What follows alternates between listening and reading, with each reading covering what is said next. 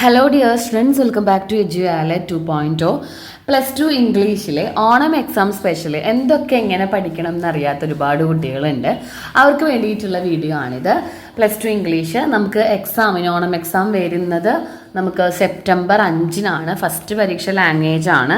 അതിനുശേഷം നമുക്ക് എക്സാം വരുന്നത് സെപ്റ്റംബർ 5-നാണ് നമുക്ക് എക്സാം വരുന്നത്.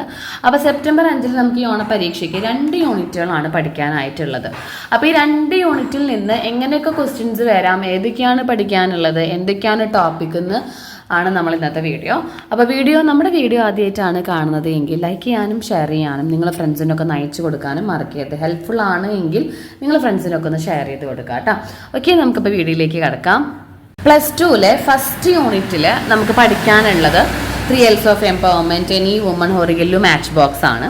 ഇതിൽ 3 L's of Empowerment ഒരു സ്പീച്ചാണ്. അത് ആരുടെയാണെന്നൊക്കെ പഠിക്കണം കേട്ടോ. അതായത് ക്രിസ്റ്റ്യൻ ലിഗാർഡിൻ്റെ സ്പീച്ചാണ്. പിന്നെ എനി വുമൺ ഒരു പോയാണ്. ഹൊറിഗല്ലു എന്ന് പറഞ്ഞൊരു അനക്ഡോക്റ്റാണ്. മാച്ച് ബോക്സ് ഒരു സ്റ്റോറിയാണ്. അപ്പോൾ ഇതിൻ്റെയൊക്കെ സമ്മറിയാണ് നിങ്ങൾ ആദ്യം പഠിക്കേണ്ടത്.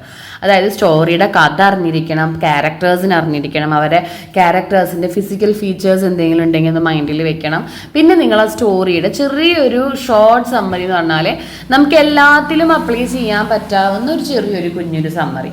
നമ്മുടെ എല്ലാ ചാപ്റ്ററിൻ്റെയും സമ്മറി മാത്രമായിട്ടും അതുപോലെ തന്നെ ഷോർട്ട് നോട്ടിലൊക്കെ ഉള്ള വീഡിയോസൊക്കെ ഇനി വരുന്നതാണ്. പിന്നീട് നമുക്ക് പഠിക്കാനുള്ളത് മെൻറ്റിംഗ് വാളും, അമിഗോ ബ്രദേഴ്സും, അവർ ഓഫ് ട്രൂത്ത് ആണ്. അതും ഇത് പറഞ്ഞ പോലെ ഒരു പോയം, സ്റ്റോറി, 1 act പ്ലേ ആണ്. ഇതിലെ 2 പോയംസ് ആണ് നമുക്ക് പഠിക്കാനുള്ള. 2 പോയം ഉണ്ട്, 2 സ്റ്റോറി ഉണ്ട്, ഒരു 1 act പ്ലേയും, ഒരു എന്താ പറയുക, ഒരു സ്പീച്ചും, അതുപോലെ തന്നെ ഒരു അനക്ഡോക്റ്റും. അങ്ങനെ മൊത്തം ഒരു 7 ചാപ്റ്റേഴ്സ് ആണ് ഉള്ളത്.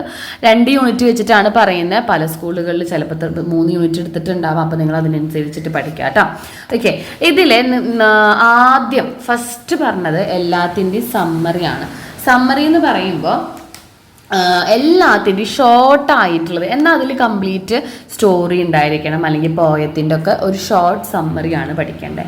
അപ്പോൾ അനക്ഡോക്റ്റ് ആയാലും എല്ലാത്തിൻ്റെയും ഷോർട്ട് സമ്മറി. ഇത് എന്തിനാണ് നമുക്ക് പഠിക്കുന്നത് വെച്ചാൽ നമുക്ക് എന്ത് ക്വസ്റ്റ്യൻസ് വന്നു കഴിഞ്ഞാൽ, ഇപ്പോൾ ഒരു ചാപ്റ്ററിൽ നിന്ന് ഇപ്പോൾ സ്പീച്ച് ആയിക്കോട്ടെ, ഡിസ്കേഴ്സസ് ഉണ്ടാവുമല്ലോ, സ്പീച്ച് ആയിക്കോട്ടെ, റിവ്യൂ ആയിക്കോട്ടെ, എസ്സേ ടൈപ്പ്, അതിലൊക്കെ നമുക്ക് അപ്ലൈ ചെയ്യണമെങ്കിൽ ആ പാഠത്തിൻ്റെ സമ്മറി അറിഞ്ഞിരിക്കണം.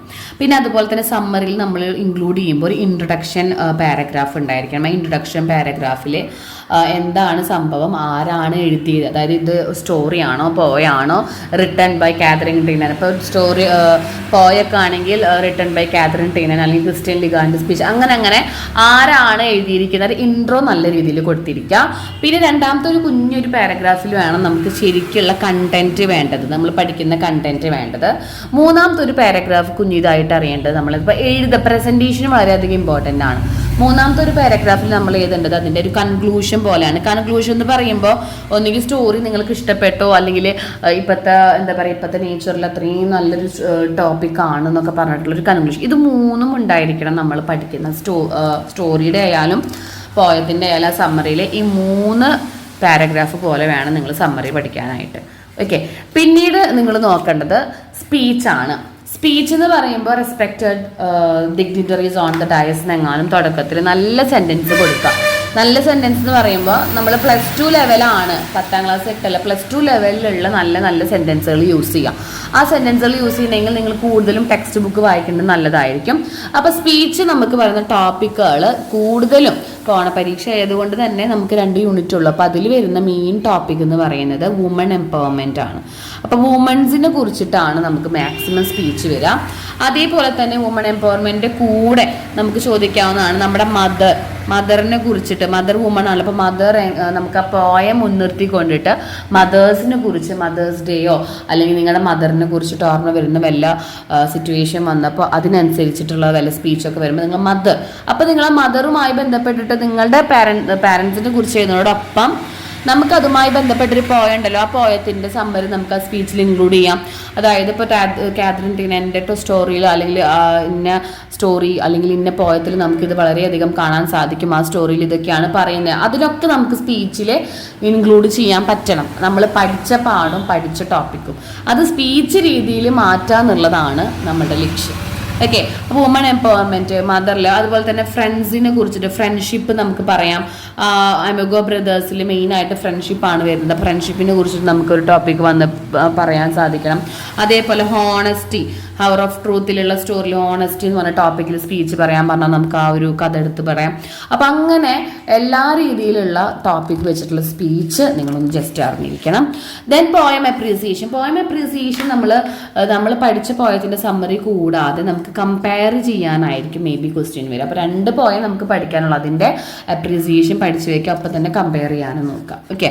പിന്നീട് കാറ്റ് സ്കെച്ച്. കാറ്റ് സ്കെച്ച് എന്ന് പറയുമ്പോൾ നമ്മൾ മെയിനായിട്ട് പഠിക്കേണ്ടത് നൊമിതയുടെ ക്യാരക്ടർ സ്കെച്ചാണ്.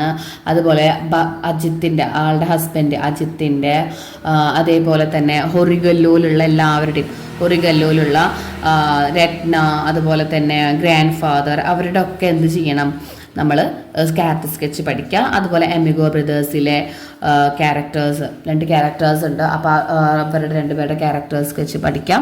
അതേപോലെ തന്നെ നമുക്ക് അവർ ഓഫ് ട്രൂത്തിലുള്ള ക്യാരക്ടർ സ്കെച്ച്, അതായത് നമുക്ക് ഹോണസ്റ്റ് മാനും ഉണ്ട്, അതുപോലെ ഗ്രേഷ്യമും ഉണ്ട്, അതുപോലെ തന്നെ നമുക്ക് ബാൽബിനും ഉണ്ട്. അപ്പോൾ 2 പേരുടെയും അവർ ഓഫ് ട്രൂത്തിലുള്ള ക്യാരക്ടേഴ്സിൻ്റെ സ്കെച്ച്. അതിൽ ക്യാരക്ടർ സ്കെച്ച് പഠിക്കുമ്പോൾ നമ്മൾ മെയിനായിട്ട് അവരുടെ ഫിസിക്കൽ ഫീച്ചേഴ്സ് ഉണ്ട് എങ്കിൽ ആദ്യം അത് വേണം ഇൻക്ലൂഡ് ചെയ്യാൻ. അതുപോലെ തന്നെ ഒരു ഇൻട്രോ പാരഗ്രാഫ് വേണം. ദെൻ ഫിസിക്കൽ ഫീച്ചേഴ്സ് വേണം. പിന്നീട് നമുക്ക് സ്റ്റോറി അവരെങ്ങനെയാണ് കാണിക്കുന്നത്. പിന്നെ ലാസ്റ്റ് നിങ്ങൾക്ക് do you like or not അതും കൂടി നോക്കുക. നിങ്ങൾക്ക് അയാളുടെ ക്യാരക്ടർ ഇഷ്ടപ്പെട്ടോ, ആളുടെ ക്യാരക്ടർ എങ്ങനെയുണ്ട്, അതും കൂടി എഴുതലാണ് ക്യാരക്ടർ സ്കെച്ച് കംപ്ലീറ്റ് ആവുക.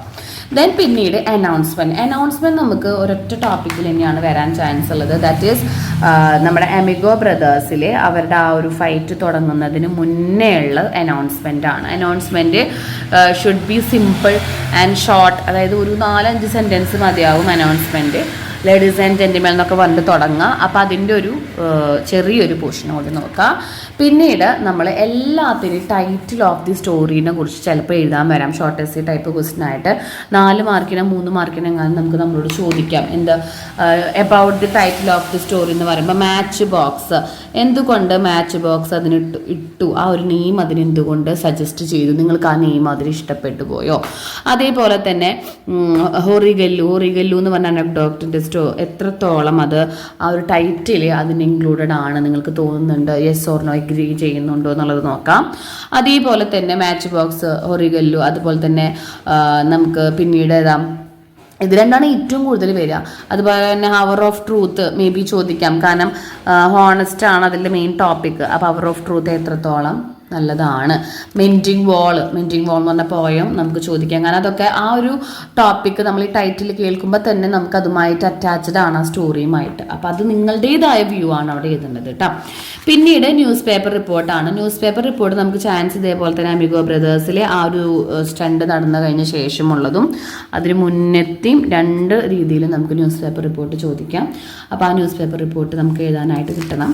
ദെൻ പിന്നീട് എസ്സേ റൈറ്റിംഗ് ആണ്. എസ്സേ റൈറ്റിംഗ് എന്ന് പറയുന്നത് 8 മാർക്കിന് ഇത് പറഞ്ഞ പോലെ തന്നെ വുമൺ എംപവർമെൻറ്റ് ആവാം, അതുപോലെ ഹോണസ്റ്റി, ഫ്രണ്ട്ഷിപ്പിൻ്റെ വാല്യൂ, ഇതൊക്കെ നമുക്ക് ടോപ്പിക്കിലേക്ക് കടന്നു വരാം.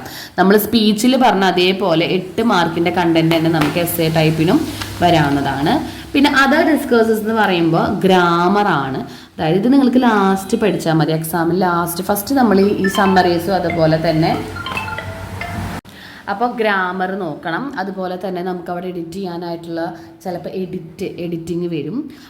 ദെൻ നമുക്ക് പ്രൊഫൈൽ എഴുതാനൊക്കെ വരും. ഇതൊക്കെ നല്ല എളുപ്പമുള്ളതാണ്. പ്രൊഫൈലൊക്കെ നമുക്ക് വരികയാണെന്ന് വെച്ചെങ്കിൽ അത്രയും സുഖമാണ്. അപ്പോൾ നമ്മൾ സെപ്പറേറ്റ് ഡിസ്കസസ് മാത്രമായിട്ട് നമ്മളൊരു വീഡിയോ ചെയ്യുന്നുണ്ട് കേട്ടോ. പ്രൊഫൈൽ നമുക്ക് വരാം. അതുപോലെ തന്നെ പ്രൊഫൈൽ എഡിറ്റ്, അതുപോലെ ഗ്രാമർ സെക്ഷൻ വരാം. ദെൻ നമുക്ക് ഫില്ലിംഗ് ദ ബ്ലാങ്ക്സ് വരാം. ഫില്ലിംഗ് ദ ബ്ലാങ്ക്സ് ഇന്നോൺ അറ്റൊക്കെ വെച്ചിട്ട് നമുക്ക് ഫില്ലിംഗ് ദ ബ്ലാങ്ക്സ് വരാം. റിപ്പോർട്ടഡ് സ്പീച്ച് നമുക്ക് വേണമെങ്കിൽ എക്സ്പെക്ട് ചെയ്യാം. ഇതൊക്കെ 2-3 മാർക്സിനാണ് കേട്ടോ. റിപ്പോർട്ടഡ് സ്പീച്ച് നമ്മൾ ശ്രദ്ധിക്കണം. അപ്പോൾ അങ്ങനെ തുടങ്ങിയ കുറച്ച് ഗ്രാമർ ടൈപ്പ് ആയിട്ട് അതർ ഡിസ്കോഴ്സസുകൾ നമ്മൾ കുറച്ച് അറിയേണ്ടതാണ്. പിന്നെ ഇമെയിൽ, അപ്പോൾ ഇമെയിലിൻ്റെ ഒക്കെ ഫോർമാറ്റ് നമ്മളറിയുക. അതേപോലെ തന്നെ സ്പീച്ചിൻ്റെ ഫോർമാറ്റ് നമുക്കറിയണം. അനൗൺസ്മെൻറ്റിൻ്റെ ഫോർമാറ്റ് നമുക്കറിയണം. ദെൻ പിന്നെ ബ്ലർബ്, ബ്ലോഗ്, അങ്ങനെയൊക്കെ തുടങ്ങിയ കുറച്ച് ഫോർമാറ്റുകൾ അറിഞ്ഞിട്ട് ആ ഫോർമാറ്റിലേക്ക് നമ്മൾ പഠിച്ച ആ സമ്മറീസ് എന്ത് ചെയ്താൽ മതി, അറ്റാച്ച് ചെയ്ത് കൊടുത്താൽ മതി. ഓക്കെ, അപ്പോൾ ഇത്രയാണ് നമ്മൾ ഇംഗ്ലീഷ് പഠിക്കുമ്പോൾ ശ്രദ്ധിക്കേണ്ടത്. അപ്പോൾ ആദ്യം നിങ്ങൾ ഈ സമ്മറി പഠിച്ചാൽ മാത്രമേ നമുക്ക് ബാക്കിയുള്ളതിലൊക്കെ അത് കണ്ടക്ട് ചെയ്യാൻ പറ്റുള്ളൂ. അതുപോലെ തന്നെ ഓരോന്ന് ആരൊക്കെ എഴുതി എന്താണ് സംഭവം എന്നുള്ളത് നിങ്ങൾ നല്ല രീതിയിൽ പഠിച്ചിരിക്കാം. ഓക്കെ, എന്നിട്ട് നിങ്ങളുടെ നല്ല പ്രസൻറ്റേഷനാണ് ഇംഗ്ലീഷിൽ മെയിനായിട്ട് മാർക്ക്. പ്രസൻറ്റേഷൻ നമ്മൾ നല്ലപോലെ ശ്രദ്ധിക്കേണ്ടതായിട്ടുണ്ട് കേട്ടോ. ഓക്കെ ഡിയർ സ്റ്റുഡൻസ്, അപ്പോൾ നിങ്ങൾക്ക് ഹെൽപ്ഫുൾ ആയെന്ന് വിചാരിക്കുന്നു. നമ്മളിനി പിന്നാലെ വീഡിയോസ് ഇടുന്നതാണ്. അപ്പോൾ വീഡിയോസ് കിട്ടാൻ വേണ്ടി ലൈക്ക് ചെയ്യുക, ഷെയർ ചെയ്യുക, സബ്സ്ക്രൈബ് ചെയ്യുക, മാക്സിമം സപ്പോർട്ട് ചെയ്യുക. Okay, thank